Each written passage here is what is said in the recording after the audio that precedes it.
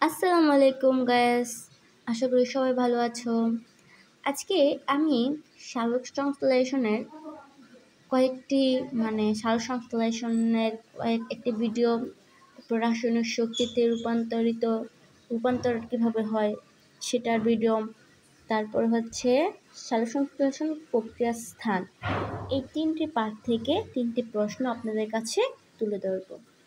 তাহলে সালোক সংশ্লেষণের ক্ষেত্রে সবচেয়ে গুরুত্বপূর্ণ যে প্রশ্নটা সেটা হচ্ছে এটিপিকে জৈব মুদ্রা বলা হয় কেন। এর আগের ভিডিওতে আমরা এটিপিকে জৈব মুদ্রা বলা হয় কিন্তু কেন বলা হয় সেটা বর্ণনা দিইনি। আজকে আমি এটিপিকে কেন জৈব মুদ্রা বলা হয় তা তুলে ধরার চেষ্টা করব। এখানে বলা হয়েছে যে জীবন পরিচালনার জন্য জীবকোষ তথা জীবদেহে প্রতিনিয়ত হাজার রকমের রাসায়নিক বিক্রিয়া ঘটে। জীবন পরিচালনার জন্য জীবদেহে বা জীবকোষে প্রতিনিয়ত হাজার রকমের বিক্রিয়া ঘটে। আমরা যে খাবার খাই তা জারিত হয় এবং সেই জারণ থেকে নির্গত শক্তি দ্বারা ফসফোরাইলেশনের মাধ্যমে আবার সেই ভাঙা দুই টুকরো জোড়া লেগে এটিপি তৈরি হয়। শক্তির প্রয়োজন হলে তা আবার ভাঙে, তারপর খাদ্য থেকে শক্তি নিয়ে আবার তা জোড়া লাগে।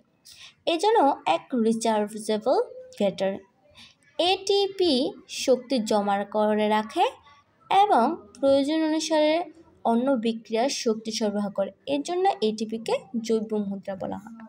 মূলত জৈব মুদ্রা হচ্ছে শক্তি জমা রাখা, যেখানে শক্তি জমা থাকে।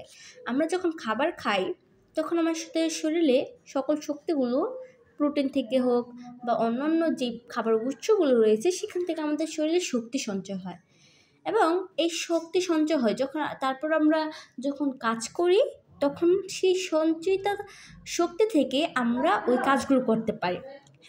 তো প্রতিদিন আমাদের শরীরে না আলাদা আলাদাভাবে যদি আমরা 500 গ্রাম খাবার খেয়ে থাকি তাহলে 400 গ্রাম আমাদের কাজের জন্য লেগে গেল, আরও থাকলো 100 গ্রাম। এই 100 গ্রাম আমাদের এই বায়োলজিক্যাল কয়েন বা জৈব মুদ্রা বা শক্তি মুদ্রায় জমা থাকে। পরে আবার কোনো কাজ আমরা আবার খাবার খাই, তারপর থেকে আবার জমা থাকে। এভাবেই আমাদের এই জৈব মুদ্রায় জমা থাকে। যখন জৈব মুদ্রা অতিরিক্ত খাবার সঞ্চিত হয়ে যায় তখন আমাদের চর্বি বেড়ে যায়, আমরা মোটা হয়ে যাই। ঠিক আছে, এটি হচ্ছে এটিপি। ওকে, এরপরে আছে যে সৌরশক্তিকে রাসায়নিক শক্তিতে রূপান্তর। এই অধ্যায়ের একটি গুরুত্বপূর্ণ প্রশ্ন হচ্ছে সৌরশক্তি কিভাবে স্থিতিশক্তি রূপে সঞ্চিত হয়। সৌরশক্তি কিভাবে স্থিতিশক্তি মানে কি, একদম স্থির।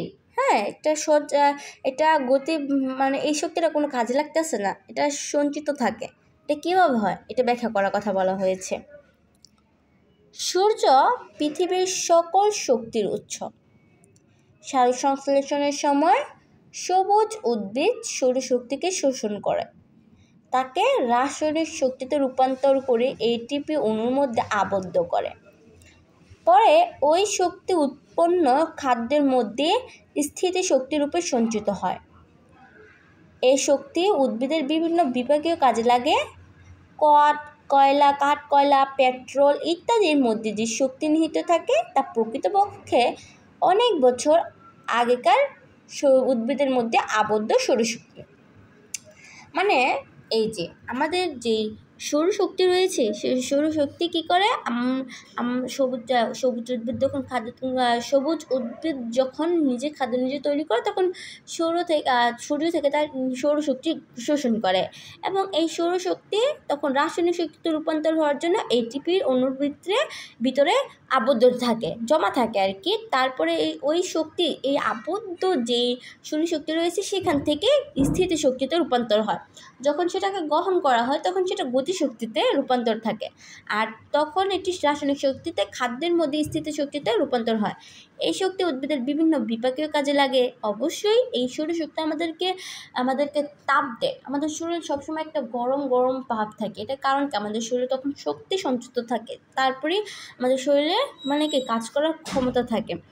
আর কয়লা, পেট্রোল ইত্যাদির মধ্যে যে শক্তি নিহিত থাকে সেটা প্রকৃতপক্ষে মানে আমরা ভাবি যেটা এটা মূলত মানে অনেক বছর আগে জমা থাকে। এটা হচ্ছে অনেক বছর আবদ্ধ সৌরশক্তি, ঠিক আছে। এরপর হচ্ছে সালোকসংশ্লেষণের প্রক্রিয়া স্থান। সালোকসংশ্লেষণ কোথায় ঘটে? এটা খুবই কমন প্রশ্ন এবং এটা খুব ইম্পর্টেন্ট একটা প্রশ্ন। আসলে সালোকসংশ্লেষণকে আমরা জানি যে পাতা, সবুজ পাতা, সবুজ পাতা তার ক্লোরোফিলের মাধ্যমে করে, কিন্তু আসলে কি পুরো পাতায় কি মানে সবুজ উদ্ভিদ তার সালোকসংশ্লেষণ করে? না, এটা অবশ্যই না। তোমরা প্রশ্ন পড়লে বুঝতে পারবো।